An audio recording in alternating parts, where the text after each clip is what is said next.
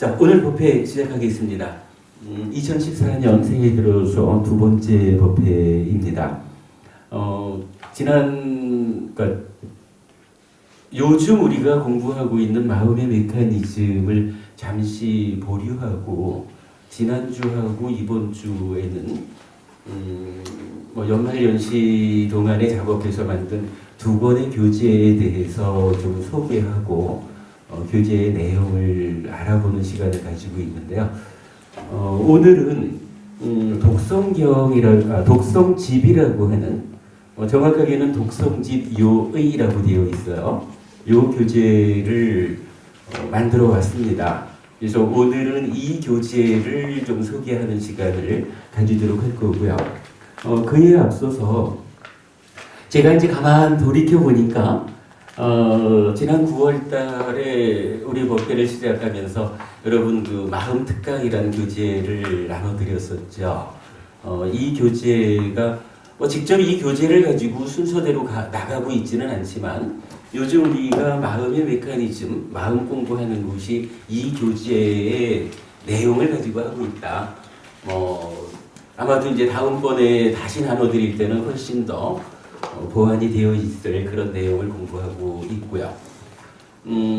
아무튼 이 내용 2주간 시기로 했고요. 그런 상태에서 지난주에 합성경과 십상경이라는 두 개의 디가니까야의 마지막에 있는 마치 사부니까야의 요약집과도 같은 두 개의 경전을 편집을 해서 나누어 드렸고 사실은 굉장히 특별한 시도를 하나 했지요. 이 교재에서 합성경과 십상경이라는 두 개의 경전이 있을 때 합성경은 그냥 하나부터 열까지 그 법수를 가지는 말씀들을 모아놨는 데 비해서 십상경이라는 경전은 하나부터 열까지 법수를 올려가는 가운데 각각마다 10가지의 주제를, 그러니까 동일한 주제 10가지에 대해서 답을 주면서 숫자를 올려갔지요. 우리가 이 부분을 좀 주목해가지고 하나부터 10가지 횡으로 편집되어 있는 경전을 90도 회전을 시켰죠. 그래서 10가지 주제별로 종으로 편집을 해보았어요. 그랬더니 그간 경을 읽으면서 우리가 발견하지 못했던 사실은 불교 공부의 어떤 지향점? 불교 공부하면 뭐 하는 건데? 라는 질문에 구체적으로 답할 수 있는 특별한 경전의 편집을 우리가 만든 거죠. 그래서 10가지가 이렇게 되죠. 첫 번째로 많은 것을 만드는 법이 무엇이 있습니까? 많은 것을 만든다 그랬지만은 사실은 많은 것을 성취할 수 있는 것으로의 가르침 이 부분이었죠. 그래서 십상경을 종으로 편집해 보니까 이제 페이지에 가보시면은 많은 것을 만드는 법들이 한 가지로 된 거 무엇 내지 10가지로 된 거 무엇 해가지고 답이 나타났었죠. 이어서 지난주 우리가 공부한 거지만 닦아야 하는 법들은 무엇이 있습니까? 라고 할 때 역시 하나부터 10가지로 이러한 법들을 우리가 닦아야 합니다. 라고 답이 주어졌고요. 같은 맥락에서 철저히 알아야 하는 법들, 버려야 하는 법들, 퇴보에 빠진 법들, 수승에 동참하는 법들, 꿰뚫기 어려운 법들, 일어나게 해야 하는 법들, 최상의 지혜로 알아야 하는 법들, 마지막으로 실현해야 하는 법들.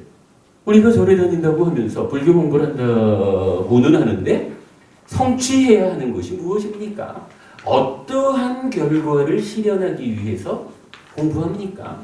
불교 신자가 되었습니까? 라고 할 때 참으로 종으로 편집된 십상경이 정확하게 10가지로서 그 답을 제공해주고 있죠. 우리가 사실은 많이 공부를 하고 있습니다만은 경전이 각각의 자리에서 각각의 의미를 가지고 설해지고 있죠.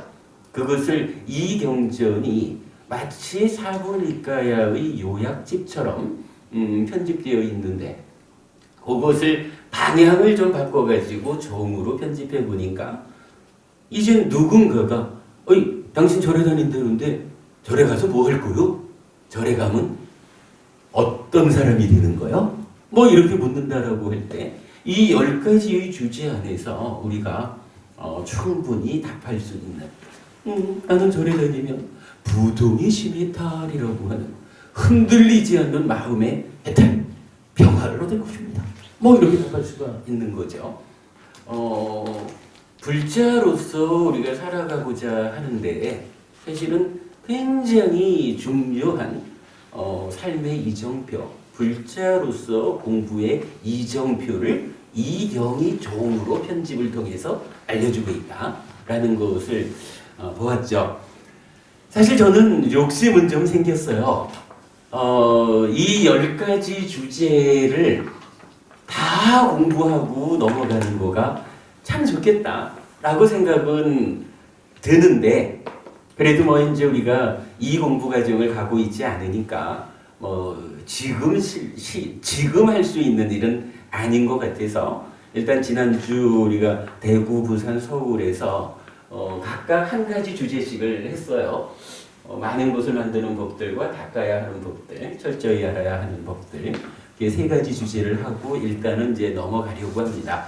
언제든 제가 기회가 좀 되면 종으로 편집한 13경 특강 이래서 뭐 한 달 정도 그러니까 시간을 내 가지고 그야말로 경전이 알려주는 불자의 삶의 이정 이 부분에 대해서 좀 따로 한번 법회를 해야겠다라는 생각이 들었습니다. 어쨌든 뭐 현재로서는 이런 정도 13경이 우리에게 이러한 것을 알려주고 있다. 요걸 찾은 것으로 일단 만족하고 넘어가도록 하려 합니다. 그러면서 사실 우리가 지난주 법회에 닦아야 하는 법들을 보면서도 사실은 굉장히 심도 있고 멋있다라고 할 수 있는 그런 공부를 좀 했죠. 서울을 가서 지난주 서울 법회에서는 철저히 알아야 하는 법들 10가지를 보았어요. 근데 이제 10가지 다를 보지는 못하고 10가지 중에 2개를 빼고 8가지를 보았어요. 그러니까 서울서도 보통 2시간 남짓 법회를 하는데 1시간 정도를 마음 이야기를 다시 하고 마음의 메커니즘을 그간우리 우리가 함께 공부한 내용을 감안해가지고 조금 다르게 접근해서 마음의 이야기를 좀 해봤어요. 그리고 그 마음의 메커니즘 위에서 철저히 알아야 하는 법들 8가지를 설명했는데 정말 만족스러웠던 것이 철저히 알아야 한다. 이것은 정말로 놓치면 안 된다. 부처님 이런 주제로 법을 주셨잖아. 이 법이 아마도 마음의 메커니즘, 우리가 마음 내면의 이야기까지를 이렇게 밝혀내지 않으면 정말 설명할 수 없는 이야기들. 예를 들어서 말이에요. 이렇게 나타나더라고요. 촉이라는 것이 있잖아요. 우리 삼사화합 촉 이렇게 다 알죠. 그런데 철저히 알아야 하는 법들 첫 번째, 그러니까 하나로 된 법이 뭐냐 하면 촉은 촉인데 집착이라는 거죠. 취하고 번뇌하고 연결된 취와 연결되고 번뇌와 연결된 촉을 철저히 알아야 한다. 이렇게 첫 번째 법으로 나타난 거예요. 그러면 이게 삼사화합 촉이라는 자체도 사실은 우리가 이해하기가 쉽지 않은 개념이죠. 그런데 이 촉이 어떤 과정을 거쳐서 취하고 연결되고 번뇌하고 연결될까? 이 부분을 저는 쉽게 설명을 했죠. 바로 이거죠. 오늘도 우리가 봐야 하는 거지만 몸과 말과 만으로 행위하죠. 요거 업이라고 하잖아요. 근데 이 행위가 오염이 되면 오염된 행위를 뭐라 하냐 하면 취라고 하거든요. 물론 이제 왜 오염된 행위를 취라고 합니까? 라고 하는 것은 뒤에 우리가 12형제에 대한 또 다른 공부 과정에서 이러이러함으로 경전이 말하는 취가 사실은 그냥 어떤 집착이라고 하는 어떤 마음 현상 이것을 넘어서 가지고 집착된 행위 자체가 취다라고 하는 부분을 설명드릴 기회가 있을 거예요. 근데 어쨌든 요 행위가 오염되면 취라고 해야 되거든요.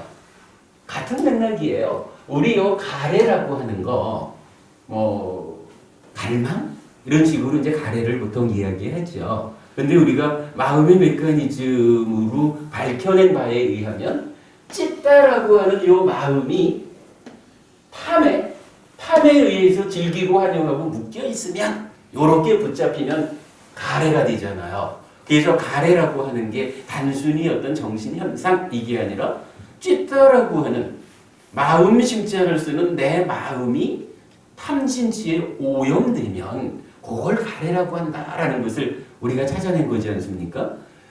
이러한 가래에 대한 이해를 놓고 보면 가래가 뭔가 말가 마음으로 행위를 하니까 오염된 마음이 오염된 행위를 하는 것. 12용기에서 말하잖아요. 수를 조건으로 애가 있고 애를 조건으로 취가 있다. 이렇게 말하는 거죠. 취가 오염된 행위다라고 하는 것을 우리가 그간 이해를 하는 거예요. 뒤에 한번 설명하기로 하고요. 자, 이렇게 놓고 보면 마음의 메커니즘을 우리가 전체적으로 그려보면 기본적으로 만호의 행위가 뭔가 말의 행위로 나아가는 중간에 참다라는 것이 있다. 참다가 오염되면 참다라가라고 한다. 참다는 하고자 할 욕자를 써서 의욕, 열의 이렇게 말하는 거죠. 그런데 우리는 요 참다가 사실은 우리 마음의 지향성을 말하기도 한다. 이 부분을 보죠. 그런데 이 참다가 어차피 찢다가 오염돼서 가래가 됐고 만호의 행위가 오염됐으니까 라가라고 하는 탐이라고 하는 오염 상태를 나타내주죠. 그래서 요거를 욕탐 이렇게 부르죠. 이 욕탐이라는 것이 무명의 요소다라고 하는 것을 이제 우리가 심도 있게 보았죠. 관찰경에서 말하는 것을 제가 굉장히 강조하는 거죠.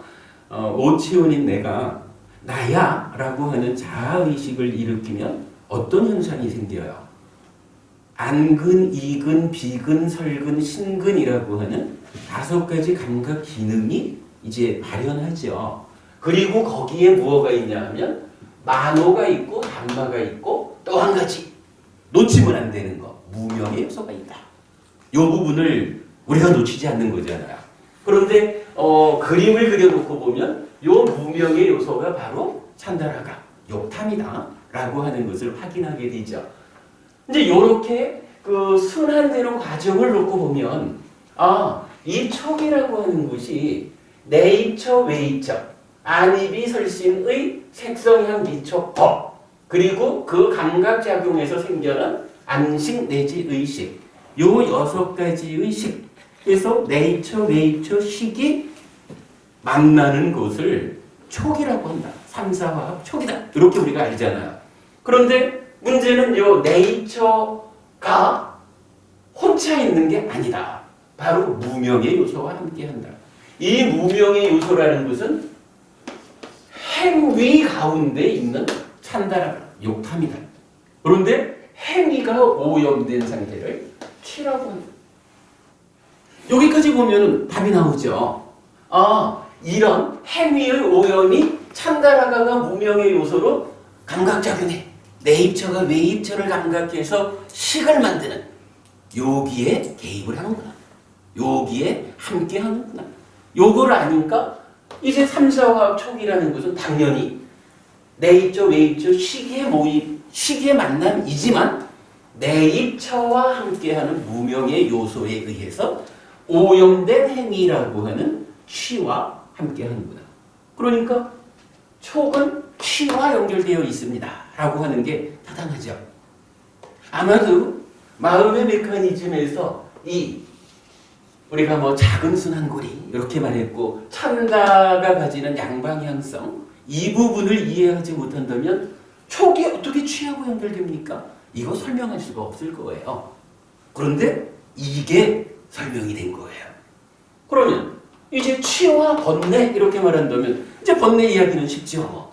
이 오염이라고 하는 것이 결국 우리 내면에서 식이 술을 상과 함께 위자나티 분별해서 한다. 인식작용을 하는데 인식작용을 해서 냐나라는 알미 생겨나는데 상이 병들어 있으면 상의 병듦에 대응해가지고 알매 왜곡이 생긴다. 이렇게 말하는 거죠. 그 알매 왜곡이 무명인데 무명은 탐과 진으로 현상적으로 드러난다. 그래서 무명과 그 상태에서 상이 병들어 있는 요거를 번뇌라고 한다라고 번뇌를 찾아냈죠. 그리고 어떻게 해요?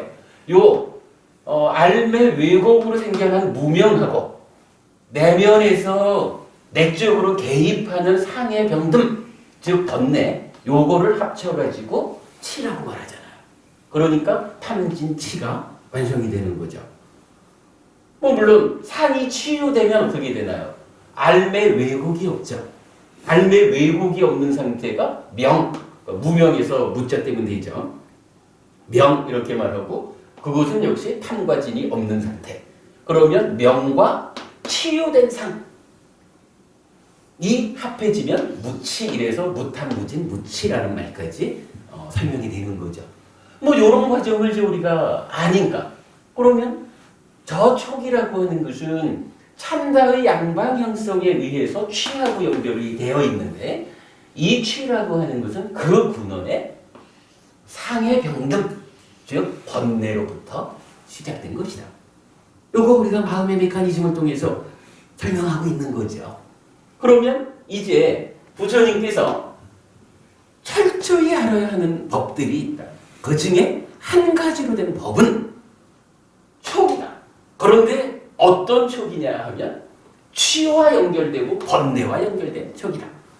이 말이 이 메커니즘이 설명되지 않은 상태에서 저 말을 이해할 수 있을까? 라는 부분. 일단 이제 시작하면서 촉에 대한 이해로부터 그랬고요. 그 다음에 하여간 10가지, 그러니까 철저히 알아야 하는 법들 10가지 중에 8가지를 서울서 공부를 했는데 그 8가지를 보면서 참으로 마음의 메커니즘을 설명하는 것이 철저히 알아야 하는 법들이구나 라는 것을 확인하게 되었죠. 그래서 우리 이제 서울 법우님들하고 박수 치면서 기뻐했던 것이 그래도 우리가 참 어렵게 이 공부를 하고 있지만 참으로 이 공부를 통해서 부처님께서 철저히 알아야 한다고 우리 삶이 괴로움을 소멸하는 고멸로 나아가기 위해서는 이것들을 철저히 알아야 한다라고 알려주신 그 법들이 바로 마음의 메커니즘 위에서 설명이 되고 있다. 근데 사실은 그런 거죠. 이 마음의 메커니즘 이렇게 말하지만 이게 그냥 마음 이야기만 하는 건 아니죠. 우리가 말하는 마음이 몸과 더불어 세상을 만나는 이야기가 요거잖아요. 요거 아마 이제 다음 주나 그 다음 주나 우리가 이제 하겠죠. 요 자리에다가 순서만 붙여주면 12연기가 설명되죠. 사실은 마음의 메커니즘을 공부했다라는 것이 12연기를 우리가 푸는 거예요. 여담으로 오늘 제가 메시지를 하나 받았어요.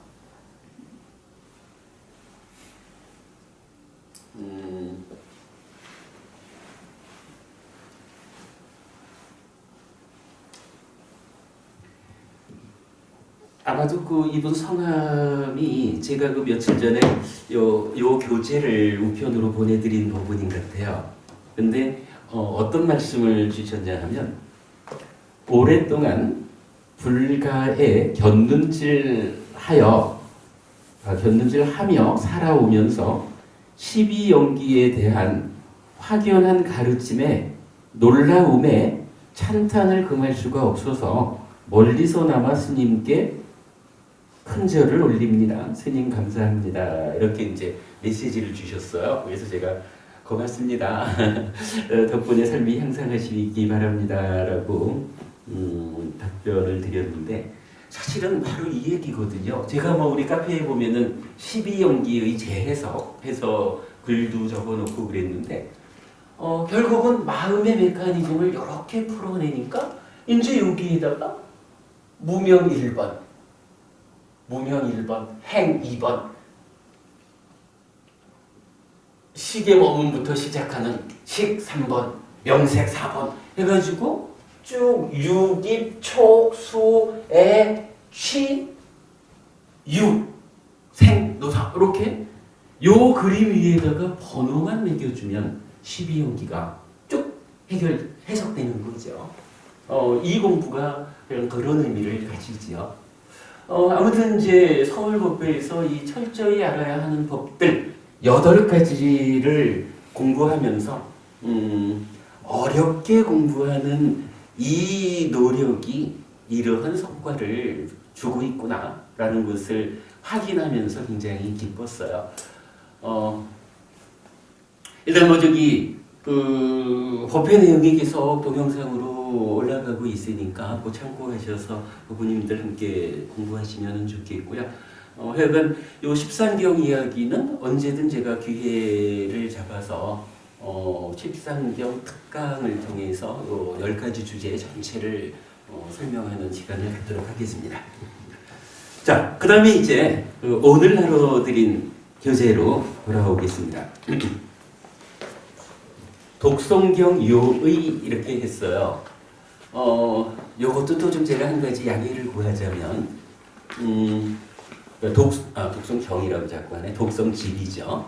독성집 요의. 이래서 이 요의라는 말이 어떤 의미로 제가 썼는가 하는 부분에서부터 왜 이 교재가 그냥 자해경이나 고배경이나 이런 정말 우리 가슴에 아주 감성적으로 탁 와닿고 또 암송하기 편리한 좋은 이런 경전들을 모아서 독성집으로 만들지 않고 왜 우리는 이 안에 참으로 부처님 가르침의 핵심을 담고 있는 초전법륜경이나 무화상응경이나 불타오름경이나 또는 분석경이라고 하는 그러니까 같은 이름을 가지는 여러 가지 경전들, 또 이름을 조금 달리하면서도 이 분석경과 같은 의미로서 나타나는 다양한 경전들, 이런 경전을 담아가지고 이게 지금 310몇 페이지인가 되는데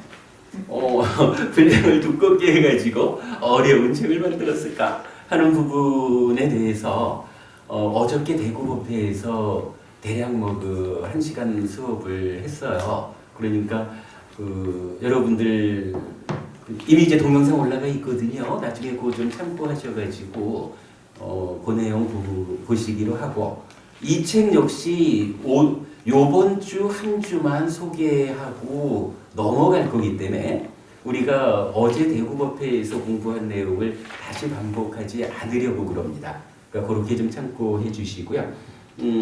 오늘은 우리 시간에는 일단 어제 대구에서 한 부분이지만 교재의 시작부터를 한번 쭉 좀 읽어가고요. 그리고 대구법회에서 공부한 다음 이야기를 중심으로 설명을 드리도록 그렇게 하겠습니다. 자, 그렇게 참고하시고 일단 2페이지로 가겠습니다.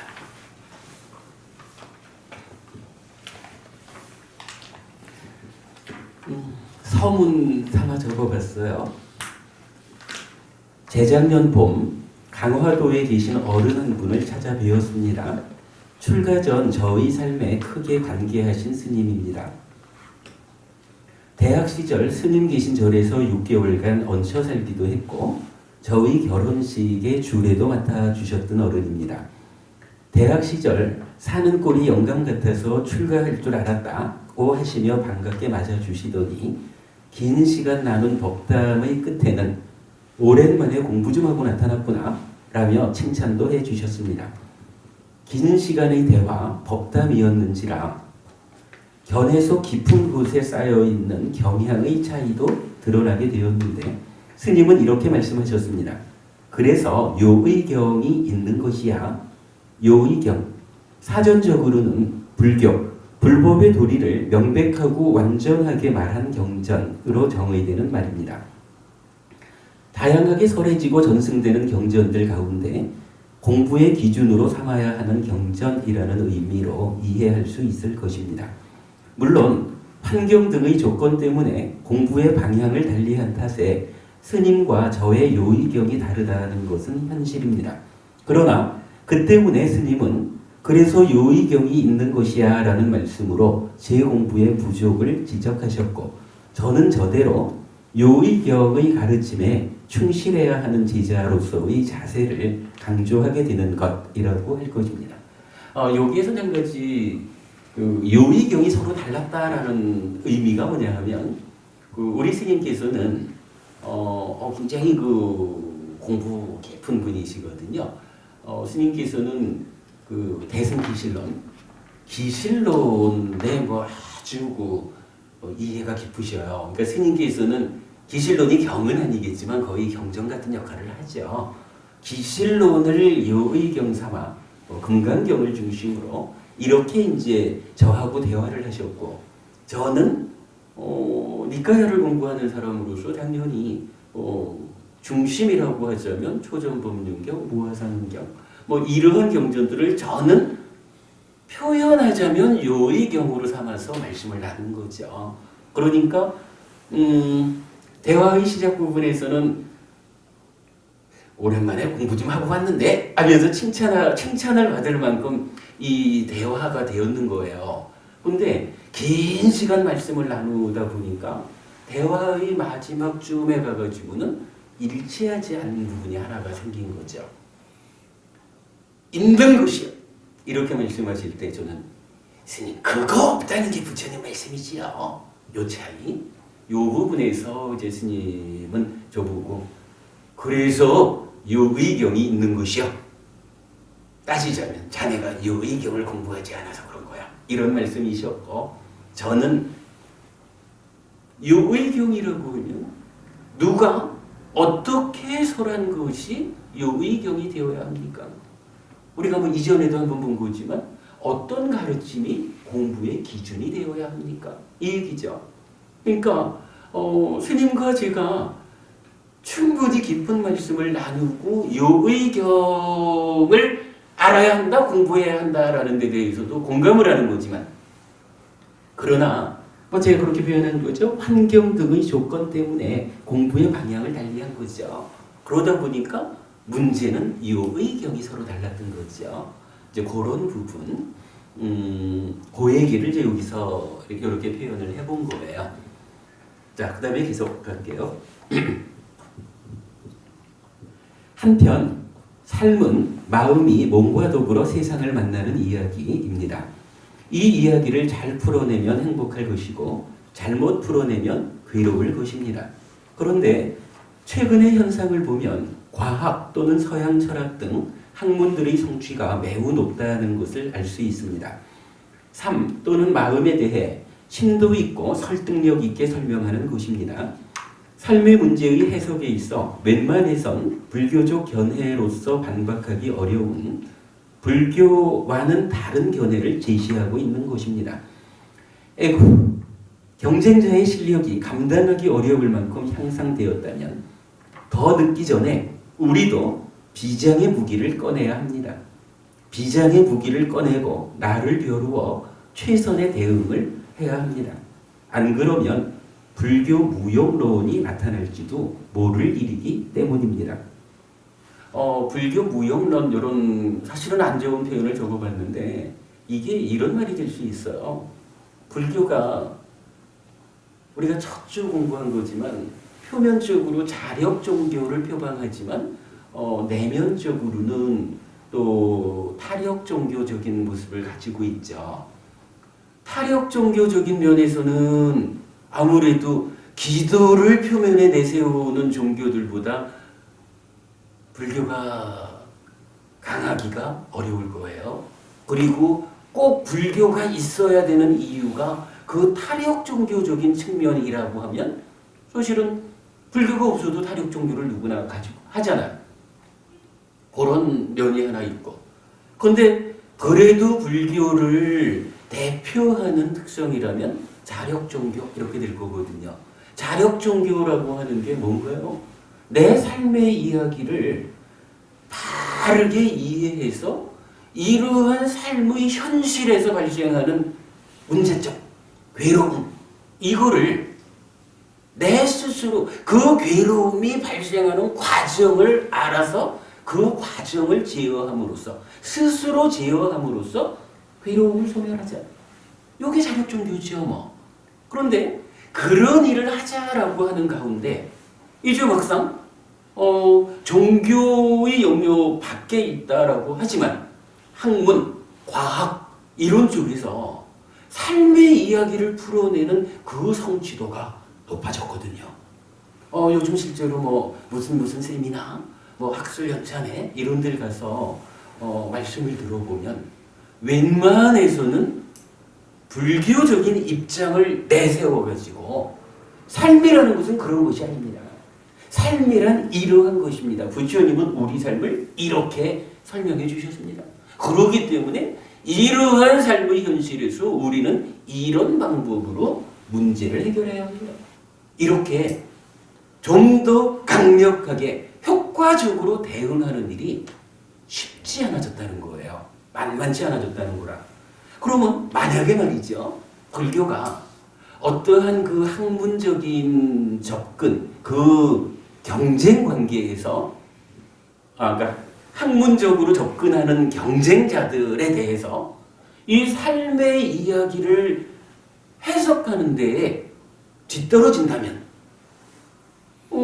탈역 종교라는 측면에서는 무언가 기도를 표면에 놓는 종교에 비해서 불교가 꼭 있어야 하느냐라는 어떤 그 의미를 찾기가 어렵고, 자력 종교라고 하는 측면에서 삶의 이야기를 풀어내는데 학문적인 접근보다 뒤떨어진다. 학문적인 접근에서 풀어내는 삶의 이야기를 불교적으로 반박해내지 못한다. 이래 되면 두 가지 측면에서 불교가 어느 쪽에 있어야 되느냐고요. 불교가 꼭 있어야 될 필요가 있느냐. 이게 사실요, 양쪽에서 다 밀려버리면 불교 무용론이라는 말이 나올 수 있죠. 이게 사실은 어찌 보면 지금 불교가 참 한국에서도 좀 좋지 않은 표현이지만 한국 불교가 이미 한국에서도 삼주 종교가 되었다는 등 이런 이야기 하지 않습니까? 앞으로 30년 후에는 출가 어떤 그 예측 보고서가 그러죠. 조계종에서 낸 보고서일 거예요. 30년 후에는 1년에 출가하는 사람이 12명이라 하든가. 이러면 불교가 무엇을 힘으로 유지되어 갈 거냐고요. 이러는 것이 현실적으로 우리한테 오고 있는 일이거든요. 그런 부분을 가지고 제가 만약 우리가 적절히 대응하지 못한다면 불교 무용론이 나타날지도 모른다. 이렇게 표현을 해본 거예요. 이어서 보죠. 그렇다면 불교가 가진 비장의 무기는 무엇입니까? 무용론이 나타나기 전에 비장의 무기를 꺼내서 나를 세워가지고 이겨야 되겠죠. 그렇다면 불교가 가진 비장의 무기는 무엇입니까? 부처님입니다. 부처님 가르침의 진정입니다. 부처님께서 살아계신 동안 직접 설하신 가르침을 가르침 그대로 바르게 해석하여 불교 공부의 바른 이정을 세울 때 그것이 어떤 것이든 부처님과 다른 삶의 해석의 오류를 지적하고 불교로서 대안을 삼을 수 있게 될 것입니다. 니까야로 니까야를 풀어 부처님 가르침의 진정에 접근하는 공부 해피설법회를 통해 마음의 메커니즘을 정립하고 12연기를 재해석하는 작업을 진행하고 있습니다. 근본 경전 니까야를 꿰뚫는 하나의 정신인 삶의 현실에 대한 통찰 위에서 이루어지는 공부입니다. 이 작업을 위한 유의경을 독송 교재로 삼아야 하는 필요성을 보았습니다. 공부의 중심에 이 유의경을 분명히 세워야 한다는 판단에 의해서입니다. 근본 경전 니까야를 공부하는 분이라면 누구나 아시는 바대로 초전법륜경, 무아상응경, 불타오름경의 세 가지 경전입니다. 표현하자면 이렇게 불교 무용론이 대두될지도 모르는 이러한 상황에서 이제 초기 불교에서 부처님께서 직접 설하신 가르침을 공부합시다. 이러면서 우리가 늘 물론 뭐 중요하고 좋은 경전이지만 자해경을 열심히 외우고 있고 망갈라스다 열심히 외우고 있고 물론 중요하고 우리가 꼭 공부해야 되는 경전이죠. 그러나 그러한 어쩌면 우리를 감성적으로 터치하는 이런 경전을 중심으로 이제 초기 불교랄까요? 근본 불교랄까요? 부처님 살아서 설하신 이 가르침을 공부하는 무리가 그렇게 방향을 잡아간다라고 할 때 과연 공부하는 사람으로서야 참 좋은 일이겠지만 이렇게 불교와 경쟁해서 불교 무용론이 나타날지도 모르는 이런 측면에 어떻게 대중들이 대응할 수 있겠느냐. 이제 그야말로 비장의 무기를 꺼내야 된다라고 한다면 그 비장의 무기는 뭐니 해도 부처님 가르침의 중심에 있는 표현하자면 유의경이 되는 이러한 경전들을 우리가 늘 곁에 두고 늘 암송해서 이 가르침의 의미를 공부해 나가야 되겠다. 사실은 두 개랄까 세 개랄까는 이 경전을 공부하기 위해서 사부니까야가 설해져 있다. 이렇게 말해도 타당한 이야기가 되겠죠. 그러면 늘 이 경전들을 암송한다. 곁에 두고 늘 함께한다. 라고 하면 불자로서의 내 공부의 방향이 공부의 핵심 그야말로 부처님 가르침의 진정을 공부하는 그러한 삶으로 나아갈 것이다. 그때 불교가 경쟁력을 가질 것이다. 이제 그런 의미를 이렇게 이제 표현을 해본 거예요. 자, 그런데 이 경전들은 부처님이 의도하고 정의해 주신 그대로 이해해야 바른 이해입니다. 부처님은 몇 개의 분석경, 위반과 숫다들을 통해 경전의 이해에 필요한 정의를 제공해 줍니다. 즉, 나는 이 경의 이 용어를 이런 의미로 사용하였다라는 정의입니다. 이 정의에 의해서 이 경전들을 이해하면 부처님께서 의도하신 그대로를 이해하는 것이고 다른 정의에 의해서 이 경전들을 이해하면 의도하신 것과 다르게 이해하는 것입니다. 부처님께서 알려주신 삶의 현실의 통찰의 어긋남입니다. 이 책의 가장 큰 특징은 근본 경전 니까야에 나타나는 분석경, 위반과 숫다들을 모아 세 가지 요의경과 더불어 독송 교재로 편집한 것입니다. 요의경과 분석경들을 깊이 공부할 때 비로소 니까야로 니까야를 풀어 부처님 가르침의 진정에 접근하는 공부를 실천하는 것이라 하겠습니다. 또한 신행의 토대와 계속해서 생각해야 하는 6가지 그리고 많이 독송하는 경전과 개송을 포함하여 삶을 향상으로 이끄는 신행에 도움될 수 있게 하였고 같은 맥락에서 필수품을 갖춘 삼매의 들기와 테라와다 법회 의식도 포함하였습니다. 기본적으로 빨리 원전과 발음 그리고 우리말 번역을 함께 싣고자 하였으나 아직 제 공부가 부족해 일부는 우리말 번역으로만 소개하기도 하였습니다. 다음번에는 좀 더 잘 정리된 교재로 발전시키도록 하겠습니다. 그래도 참 다행입니다. 일전에 어떤 학술연찬회를 다녀와서 적은 후기의 일부를 소개하는 것으로 이 책의 편집 의도를 마무리하겠습니다.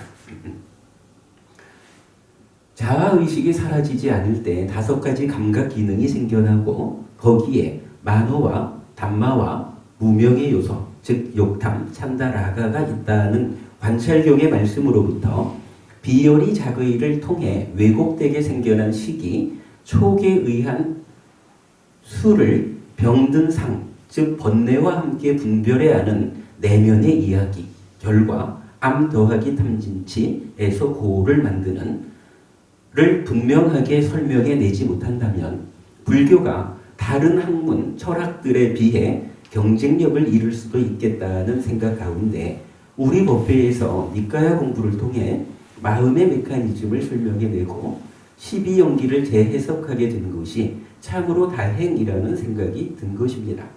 다른 학문의 발전에 경쟁력을 가지고 대응하기 위해서는 부처님 가르침의 진정이 필요하다는 것을 다시 한번 실감할 수 있었습니다. 2014년 1월 6일 이래 했거든요. 사실은 그래요. 보니까 뭐 서양 철학 이렇게도 나오고 심리학 이렇게도 나오고 요새는 또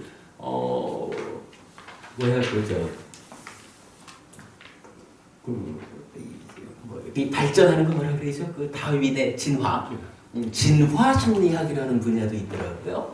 뭐 이런 쪽들하고 또 뭐 거기에 그 뇌과학을 말하는 그 뇌과학도 굉장히 발전해 있지 않습니까?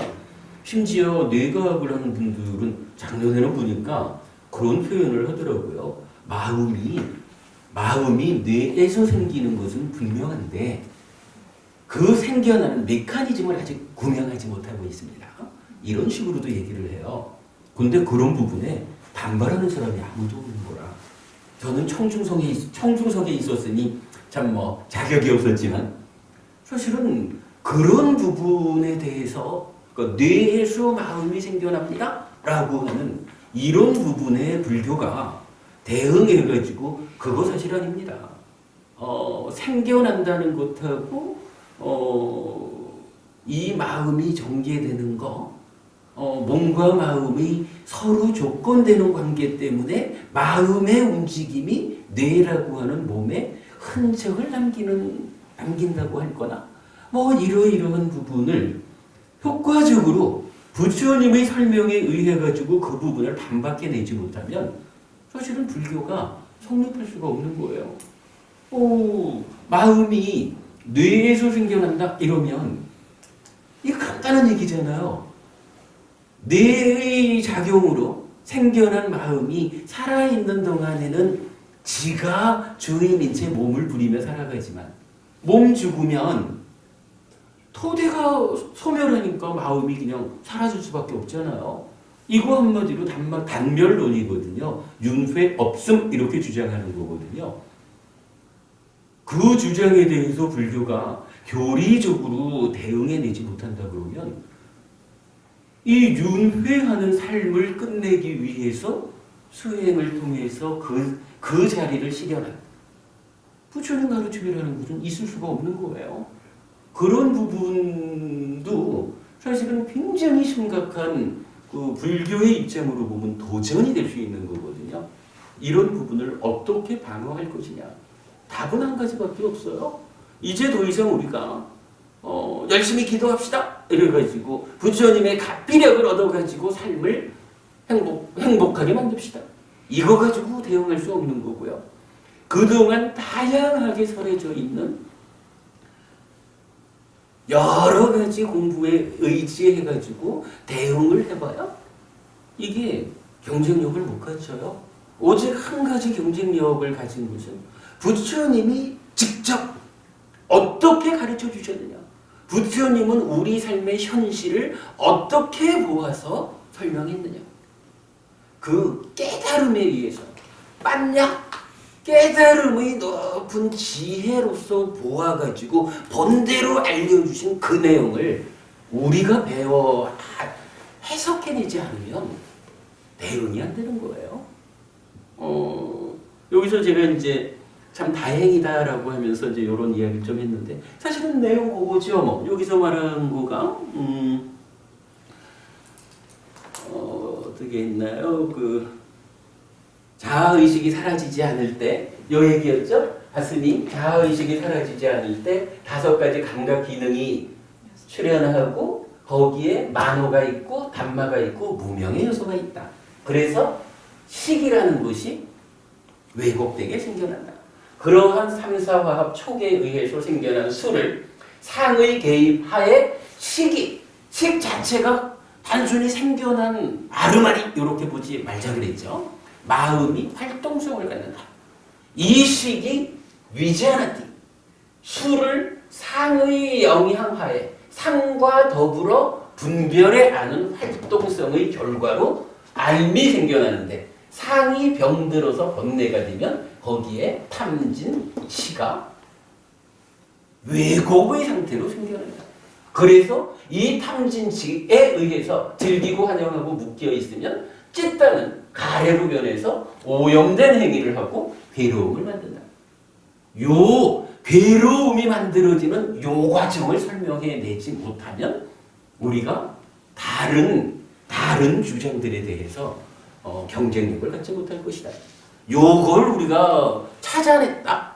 오직 주석서에도 의지하지 않고 대승경전에도 의지하지 않고 사부니까야 만을 가지고 직접 해석해서 요걸 찾아냈다라고 하는 게 결국은 우리 공부의 성과고 불교가 다른 어떠한 주장들, 견해들에 대해서 부처님은 이렇게 알려주셨습니다. 이것이 우리 삶의 현실입니다. 라고 대응할 수 있는 거죠. 방어할 수 있는 거죠. 그렇게 될 때 비로소 이 세상 누가 불교에 왜 필요해? 라고 불교 무용론을 제시해도 그것을 막아낼 수가 있죠. 당신들이 주장하는 그러한 견해들이 이러이러한 면에서 오류가 있습니다. 우리 삶의 현실은 이러이러한 것이라고 부처님이 알려주셨는데 이렇게 설명되는 마음의 문제가 타당하지 않습니까? 라고 우리를 주장할 수 있는 거죠. 마음을 전공하는 분이 몇십 년간 마음 공부를 하셨죠. 그런데 이 공부를 통해서 이제 마음 공부를 새로이 해야겠다고 생각합니다. 이렇게 말씀하셔요. 그러면 저는 그런 데서 사실은 희망을 보는 거예요. 마음 전문가가 이렇게 설명되는 부처님 가르침을 들어보고는 그건 내가 배워왔던 마음의 설명하고 이러한 부처님의 설명하고 중에 참으로 부처님의 설명이 타당하구나 라고 인정을 한 거죠. 이게 우리가 가지는 경쟁력이죠.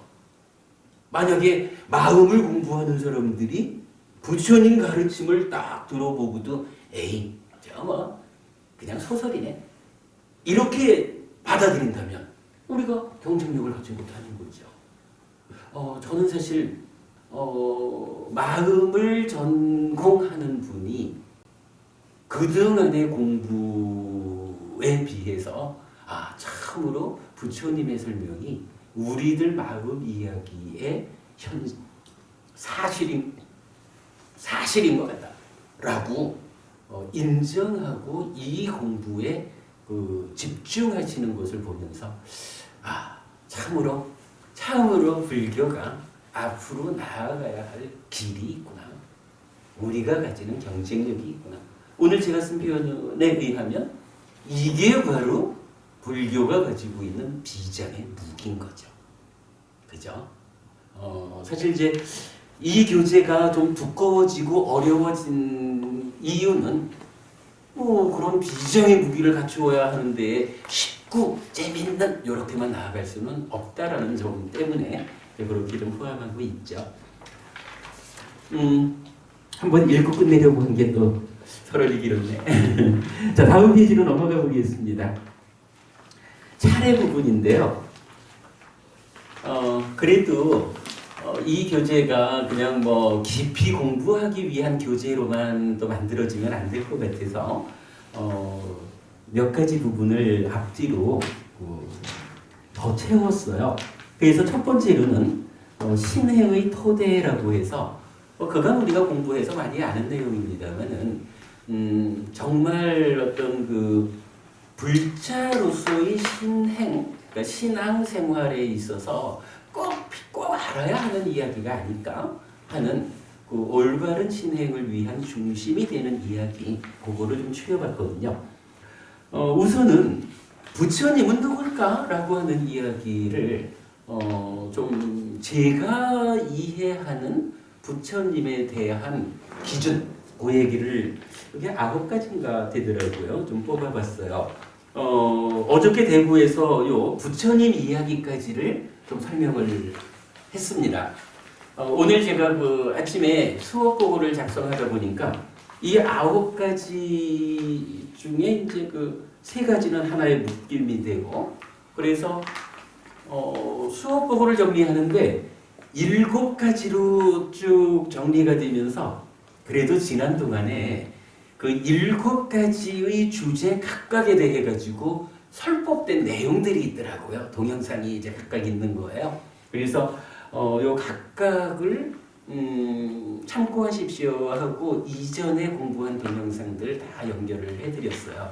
그러니까 어제 대구법회의 수업 보고를 좀 보시면 요 부처님에 대한 이야기를 좀 뭐 동영상으로는 뭐 짧지만 그 안에 연결되어 있는 내용들로 보면 상세하게 여러분 공부하실 수 있을 거예요. 그렇게 참고하시고요. 그 다음에 이제 오늘부터 들어갈 내용이지만 부처님이 이런 분이라면 부처님을 스승으로 하는 우리는 어떤 사람이어야 하는가 라는 부분을 몇 가지로 좀 나열을 해봤어요. 그러니까 조금 있다가 오늘 여기부터 들어가도록 할게요.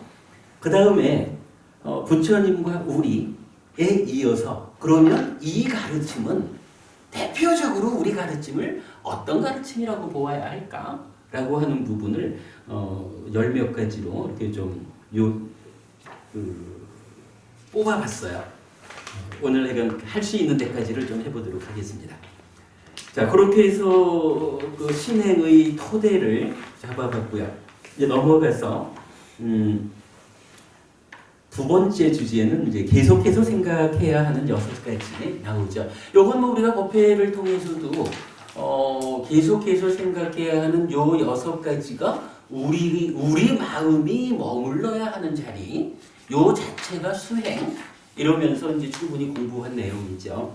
그 부분 뭐니 해도 불자로서의 신행에 있어서는 이 6가지 불법승 삼보하고 계를 지킴 보시 생천 하늘의 태어남, 요 차제설법을 구성하는 3가지 합해서 요 6가지라고 하는 것은 그야말로 신행의 기준이 되는 것이죠. 그래서 요 계속해서 생각해야 하는 6가지는 뭐 독성집에서 빠질 수 없는 이야기 그렇게 포함을 했고요. 차제설법에 대한 이야기를 야사존자와의 만남에서 이루어진 최초의 차제설법, 그 부분을 짧게 그냥 옮겨 놓았어요. 그래서 부처님 이렇게 차제설법을 하셨다라고 보았고, 그 다음에 이제 4번째가 최상설법에서 유의경, 이 책의 그러니까 핵심 주제가 되겠죠. 그래서 초전법륜경, 무아상ön경, 불타오름경 이렇게 정리를 했고요.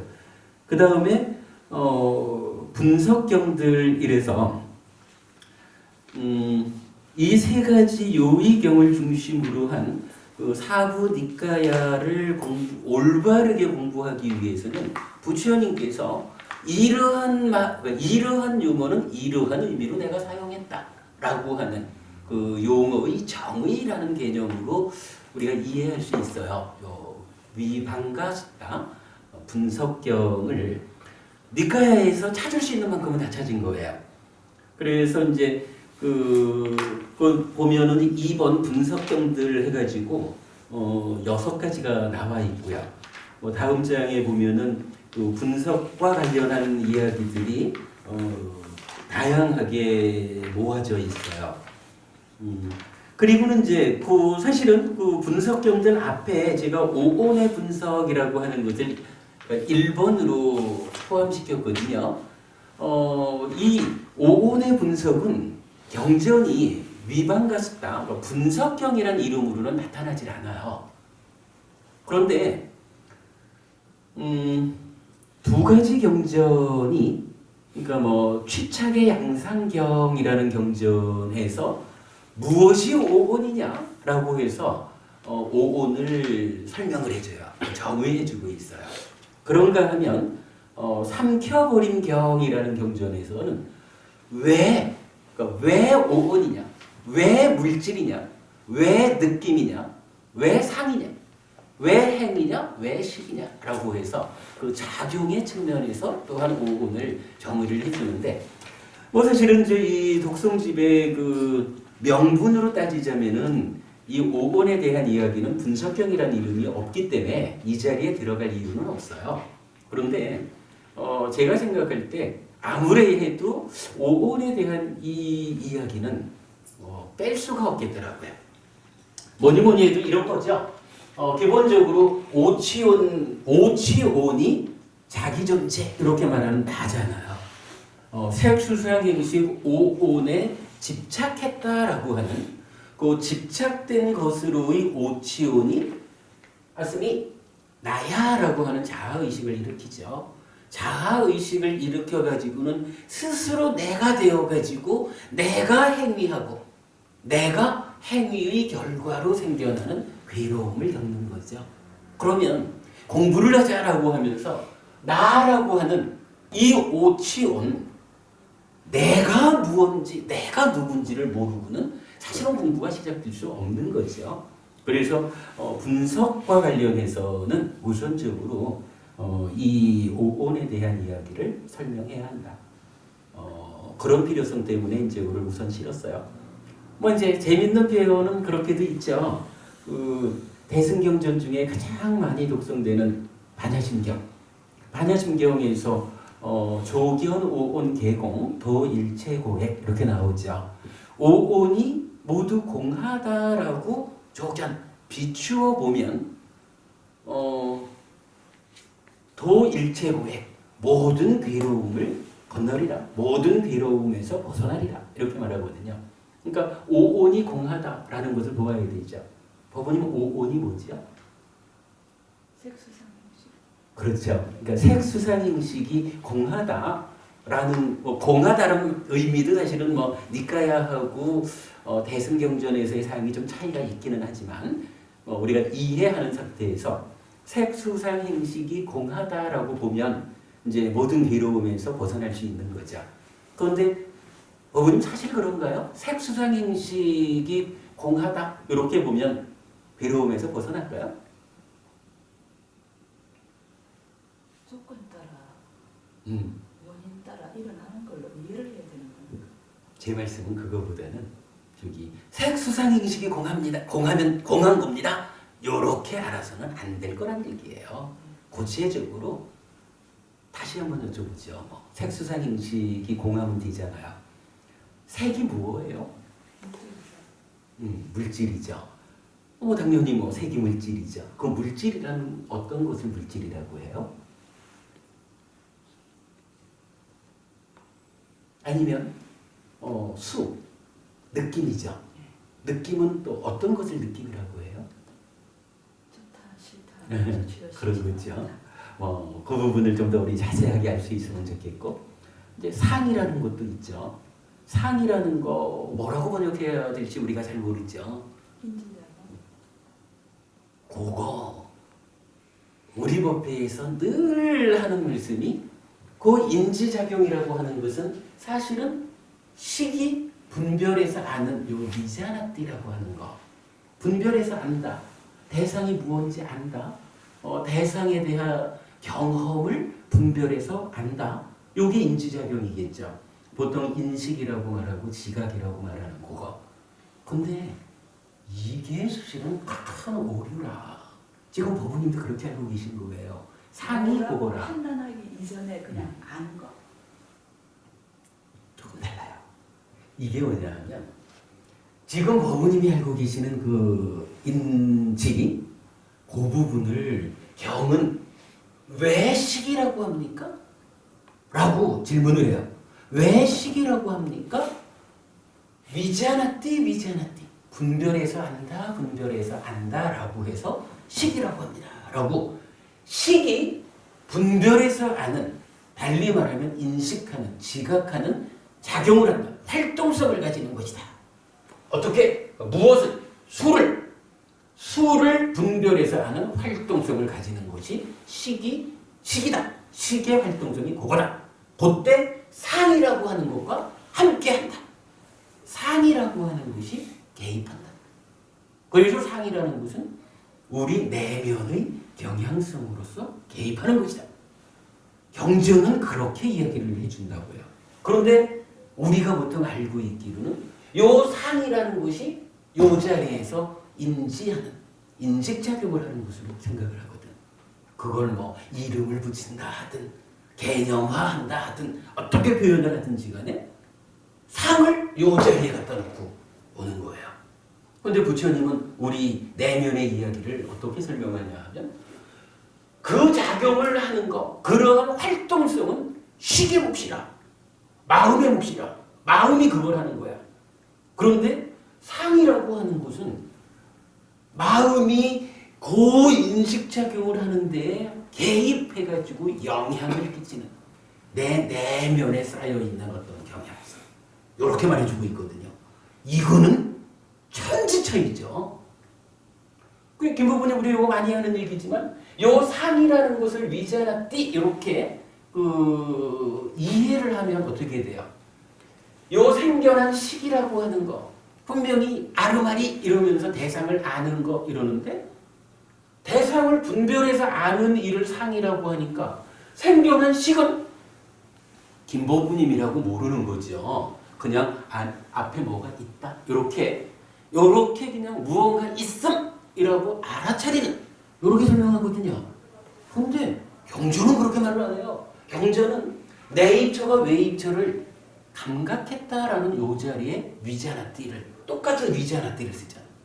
여기서 생겨나는 식이 이미 김보부님이구나 라고 김보부님을 윤보부님하고 구분해가지고 분별해서 아는 마음이 생겨난다고. 그런데 여기에 삼사화학 촉 기억이라고 하는 것이 과거라는 것이 개입해가지고 경험이 완성되면 이제 2차적으로 경험을 분별해서 아는 요 일을 1차적으로 김보부님이라고 분별해 아는 요 마음이 활동성으로서 이제 경험을 분별해야 한다고. 기억이 개입한 상태에서 와 좋네, 반갑네, 즐겁네 그러한 경험을 분별해서 아는 일이 식의 2차적인 위자나띠 분별 작용이죠. 요거 우리가 말하는 인식이고 지각이고 그런 거죠.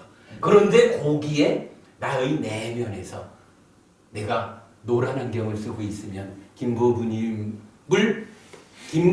더하기 노란색으로 보잖아. 그죠? 파란 안경을 쓰고 있으면 버부님 더하기 파란색으로 보잖아. 경전은 상을 그렇게 말해요. 노랗다고 산자나띠 한다. 파랗다고 산자나띠 한다. 라고 그렇게 설명해주고 있잖아요. 상이라고 하는 요 부분을 자리를 바꿔놓는 거에 의해서 부처님이 알려주는 우리 마음속 내면의 이야기가 180도 달라지는 거예요. 현재 불교계가 그렇게 이해하고 있잖아요. 그런데 저는 지금 제가 말씀드리는 이 이야기가 한마디도 경전 없이 말씀드리는 게 없잖아요. 그죠? 이 부분이 중요한 거죠. 그만큼 우리 제가 말씀드린 불교가 이제 꺼내놓아야 하는 비장의 무기 이렇게 말하게 되는 거거든요. 돌아가면 아까 제가 법부님한테 그렇게 여쭤본 거잖아요. 상이 뭔데요?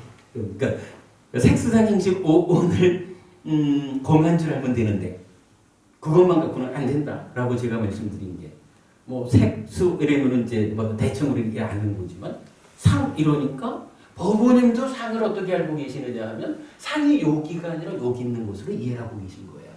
그런데 그렇게 알아가지고는 그러한 상이 공하다라고 보아가지고 부처님이 알려주는 도일체 고액이 이루어지느냐? 다르겠죠. 부처님이 알려주는 상은 이건데요. 이런 부분. 그래서 이제 오온에 대한 분석경이라는 이름이 없음에도 불구하고 이 자리에 분석 중에 첫 자리에 포함을 시킨 것이 오온에 대해서 바르게 하는 일은 무엇보다도 중요하다. 왜? 오온이 바로 나를 구성하는 내가 누군데? 라고 할 때 오온에 대한 집착이 바로 난데 나의 일부가 몸이고 나의 일부가 경험된 느낌들의 쌓임이고 나의 일부가 상이라고 하는 내적인 경향성들의 쌓임이고 나의 일부가 행위라고 하는 행의 쌓임이고 나의 일부가 식이라고 하는 요 마음의 쌓임이거든요. 그러니까 요거 모르고는 시작부터 출발부터가 안 되는 거죠. 그런 부분 때문에 그러니까 분석의 첫 자리를 분석경이 아닌데도 불구하고 오온의 분석으로 포함을 했죠. 자, 그렇게 했고요. 그 다음에 이제 넘어가 보면 이제 11페이지까지를 온 거예요.